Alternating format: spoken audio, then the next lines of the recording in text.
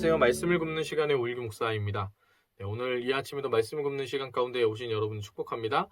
오늘 하나님께서 우리에게 주신 말씀은 열왕기상 12장 25절에서 33절까지의 말씀인데요. 제가 하나님의 말씀 공독합니다.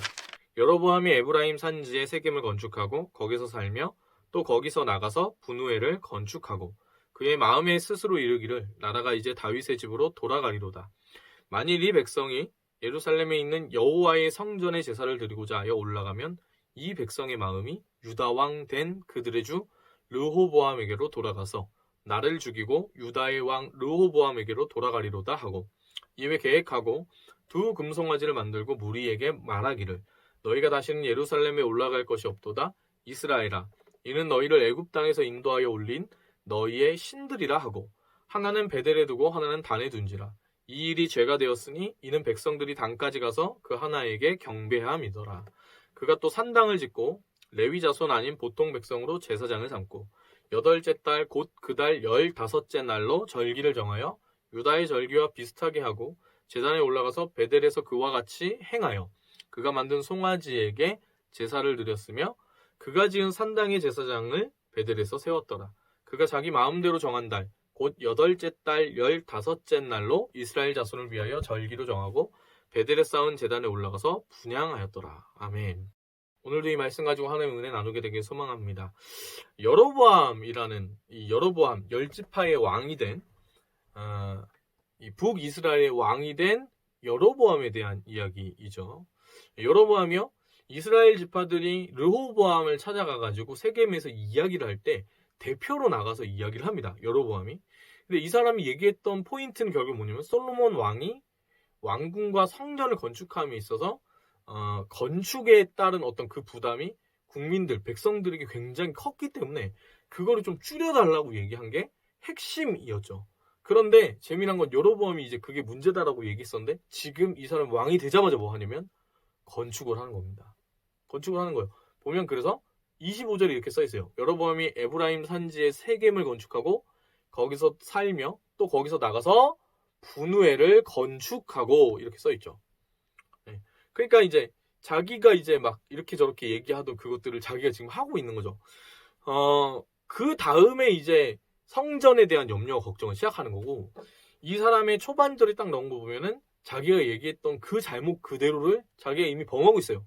근데 재미난 거는 제가 이전에 한번 설명드렸었는데 여로보암은 사람 자체의 싹수가 입이 노란 사람이죠.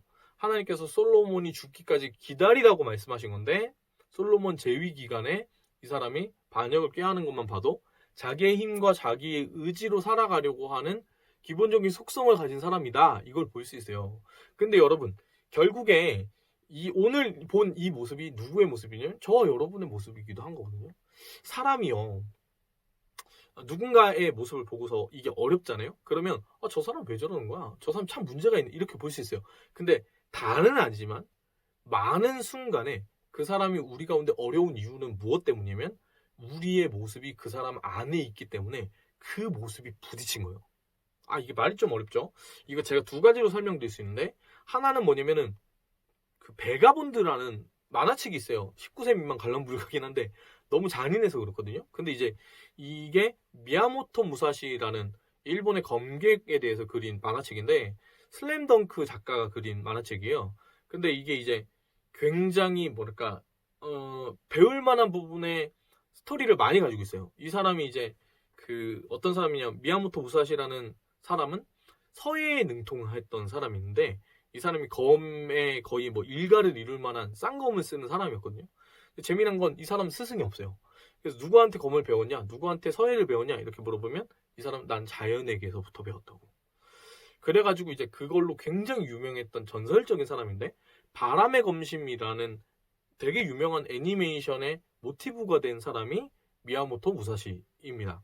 이 사람 베가본드라는 책에 보면은 자신의 그 무사 수행을 위해서 전대의 고수들을 찾아가요.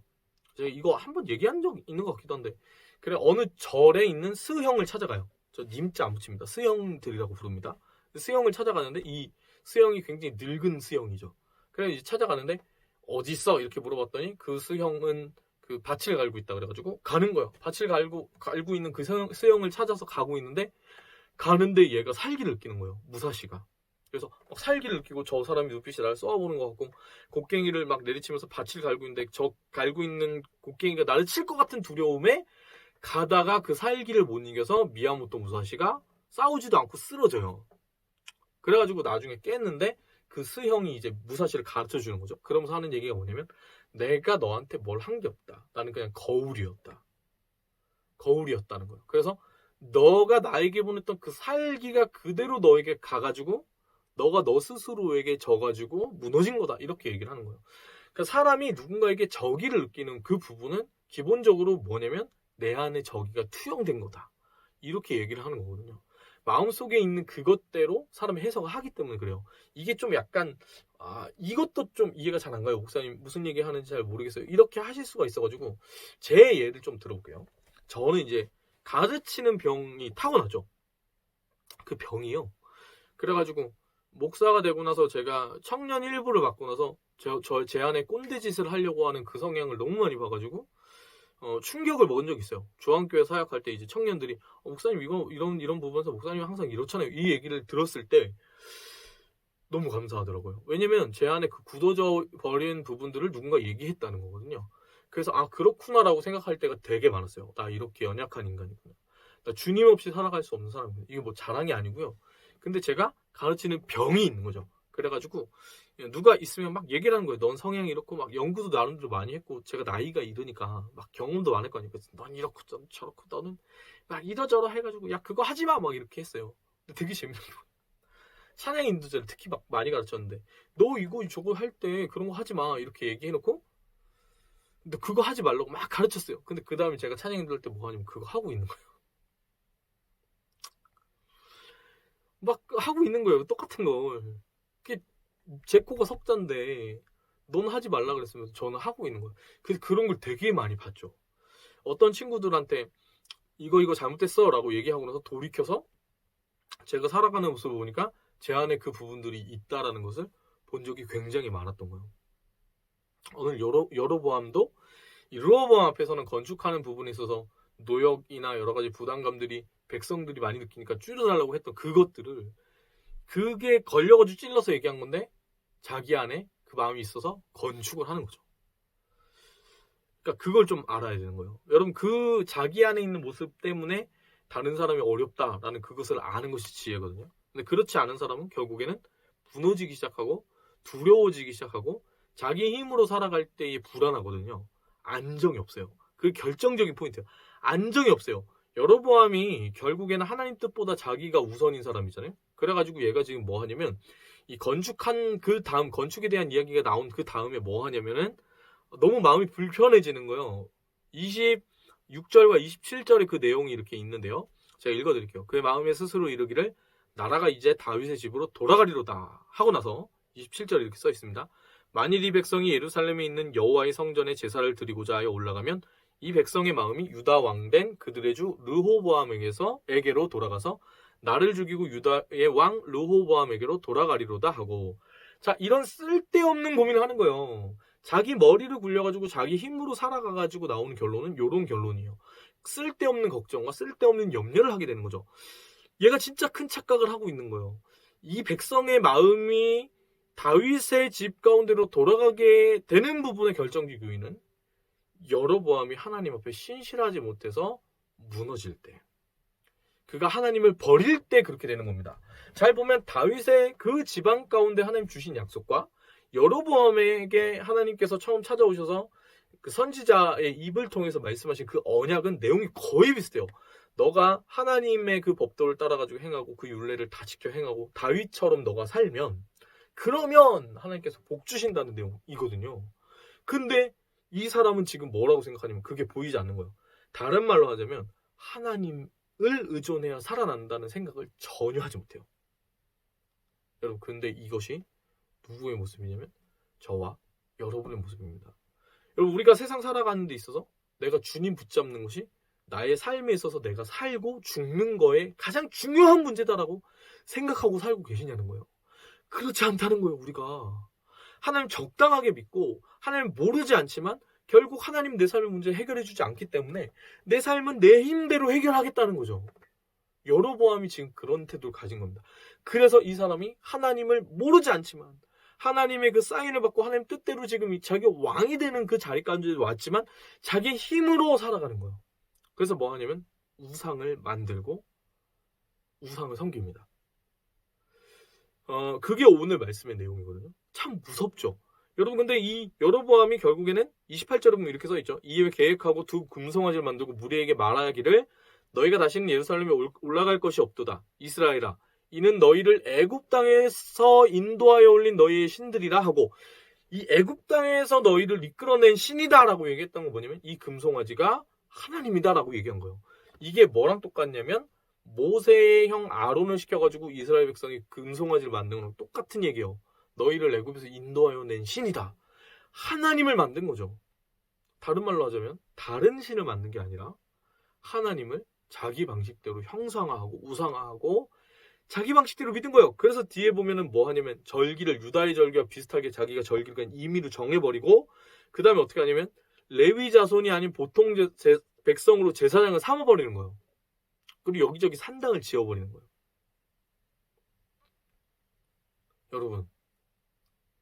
여러분 참 악한 왕이거든요. 근데 여러분 어떠십니까?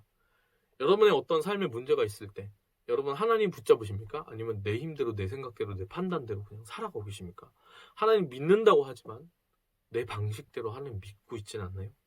그러면 여러분 마음속에서 그 하나님 앞에 자기도 모르는 사이에 언젠가 뜨거웠던 것 같은데 아주 먼 옛날의 이야기로 미뤄져 버리고 너무 멀리 하나님을 떠나가게 되는 그림이 그려지는 거예요. 처음엔 할 때는 불안하거든요. 그 나중에 했을 땐 너무 멀리 와가지고 아무 생각이 들지 않는 상황일 수 있어요. 지금 여로보암이 딱 그런 상황이에요.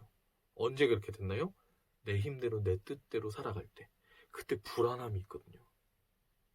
그리고 그때 주변에 있는 사람들의 그 형태들을 봤을 때 다 내 편이 없다라고 생각이 들거든요. 네. 자기 안에 저기만 가득하니까. 자기 안에 살이만 가득하니까. 그 누구도 신뢰할 수가 없으니까. 우리가 주님을 이렇게 믿는 그때에는요. 이 사람에 대해서 이 사람이 이렇게 행하건 저렇게 행하건 뭐 진실한 게 중요하죠. 하지만 그 부분에 있어서 두려워하지 않습니다. 예수님 믿는 사람은 저기를 가지는 게 아니라 호의를 가지고 사람에게 베풀 줄 아는 넉넉한 마음을 가지게 되는 거거든요. 그래서 그 마음 가운데에 무엇을 품고 있느냐가 굉장히 중요한데 오늘 여로보암은 비판적이고 어두운 생각들이 가득했던 겁니다. 왜? 그가 하나님께로부터 너무나 멀리 떠나 있었기 때문이죠. 여러분 삶 가운데 부정적인 생각이 많거나 부정적인 감정이 계속 올라오거나 아니면 여러분 그 삶 가운데 두려움과 염려가 계속 많아가지고 아니 딱히 해결할 수도 없는데 그냥 마냥 두렵고 염려가 되고 힘들고 아프다. 그러면 돌이켜봐야 돼요. 하나님께 내가 지금 가까이 있지 않은 건 아닐까. 너무 멀리 하나님께로부터 떨어져가지고 이게 그런 거예요. 이 빛을 주고 따뜻함을 주는 보일러가 이렇게 있는데 이 보일러에서 멀리 떨어지니까 차가운 거죠. 하나님에게서부터 너무 떨어져가지고 있으면 요 상태가 되는 거예요. 여러분 그 하나님께 다시 돌아가는 그 하나님을 꼭 붙잡는 그런 한날 살아가는 저와 여러분이었으면 좋겠습니다. 오늘 함께 부를 찬양은요. 이거 참 어려운 찬양인데 옛날에 제가 고등학교 때 되게 좋아했던 찬양이에요. 너무 멀리 왔나요? 너무 늦은 건가요? 라는 제목이 달리는데 고용원 선교사님이 이 곡을 지었다는 게 저는 참 굉장히 충격이었거든요. 네, 근데 가사가 이 곡의 원곡은 아마 소양씨가 부른 것 같은데 되게 들으면서 굉장히 충격이었던 기억이 아직도 납니다. 그 곡이 너무 좋아가지고 그래서 고등학교 때 막 이걸 되게 많이 불렀었는데 오늘 요 찬양 함께 하기 원합니다. 여러분 다시 주님께 돌아가야지 내 영혼이 삽니다. 다른 거 보지 마시고 다른 거 막 내 힘대로 내 뜻대로 사람 의지하지 마시고 돈이나 뭐 환경 이런 거 의지하지 마시고 자의를 의지하지 마시고요. 그리스도인 딱 한 가지입니다. 삶의 어떤 문제든 어떤 상황이든 하나님과 쇼부치는 겁니다. 그런 복된 한 날 살아가는 저와 여러분이었으면 좋겠습니다. 찬양합니다. 너무 멀리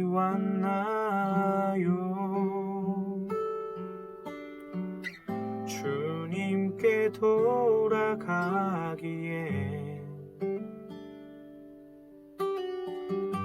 사랑의 주님 그 품을 떠나 내 영혼 잃어버린 지금 너무 늦은 건가요?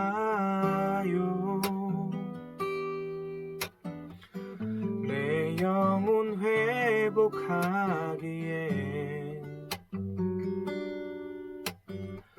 수많은 죄악 속에 갇혀서 주님을 잃어버린 지금 하지만 내 영혼 주님 기다려요. 변함없는 주님의 사랑은 내 모습 이대로 주께 돌아가요. 나의 손을 잡아주소서. 다시 주님의 얼굴 내 영혼 볼 수 있도록 나를 구원하소서. 다시 주의 임재 가운데 내 영혼 살 수 있도록. 함께 고백합니다. 너무 멀리 왔나요? 너무 멀리 왔나요?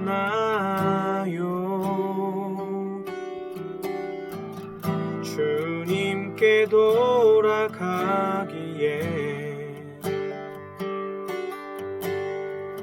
사랑의 주님 그 품을 떠나 내 영혼 잃어버린 지금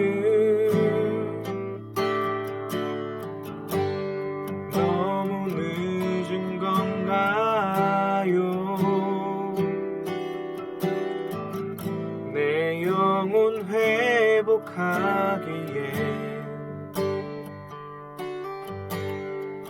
수많은 죄악 속에 갇혀서 주님을 잃어버린 지금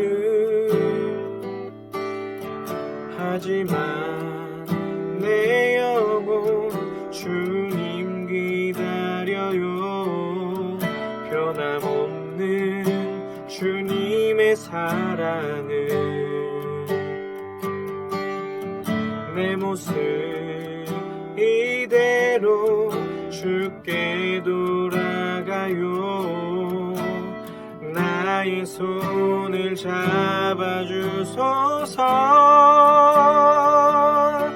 다시 주님의 얼굴 내 영혼 볼 수 있도록 나를 구원하소서. 다시 주의 임재 가운데 내 영혼 살 수 있도록. 아멘. 다시 주님의 얼굴 내 영혼 볼 수 있도록 나를 구원하소서. 다시 주의 임재 가운데 내 영혼 살 수 있도록.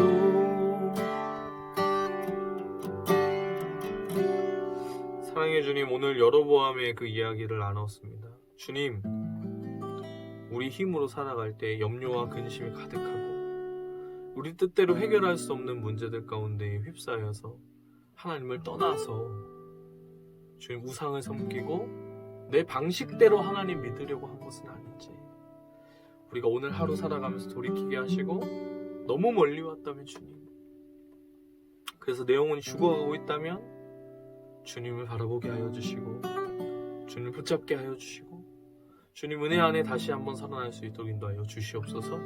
오늘 우리 가운데 이에 은혜로 임하실 주님, 우리를 붙잡아 주실 주님을 찬양합니다. 감사드리며 예수님의 이름으로 기도합니다. 아멘. 네, 오늘 하루도 살아가시면서 하나님께 돌아가는, 하나님과 교제하고 하나님과 만나는 귀한 하루 되시는 여러분이었으면 좋겠습니다. 사랑합니다. 축복합니다. 화이팅입니다.